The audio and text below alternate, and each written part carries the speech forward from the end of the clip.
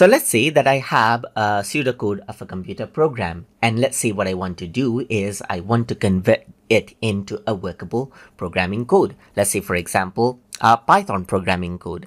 Then I can simply type in this content. So I'm just going to go around and say convert this pseudocode as, so I'm just going to go around and correct this as well. So convert this pseudocode as a Python programming code right here, just like this. And I'm going to go around and paste this out. Once I do that and press enter, you can see that it takes this particular syntax right here. So it says numeric and M1 and 2 and 3, 1 and 2 is here, and it produces the sum of these two numbers. So it took that particular syntax right here and converted into a Python code right here, where it defined the variables right here and took the input of num1 and num2 and added them out to give the output. So you can go around and copy out this code right here, and then you can go around over here onto the main settings right here, just like this. So you can go around over here onto, let's say, a compiler of your choice, just like this, and paste this out,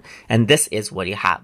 If I were to go around and click on run, then what happens is that the pseudocode is now converted into a Python programming code, and this is what you have, as you can see. So if I were to go around and then, let's say, for example, give an input, enter out two numbers, then it provides the solution that is an addition of those two numbers, as you can see, just like this.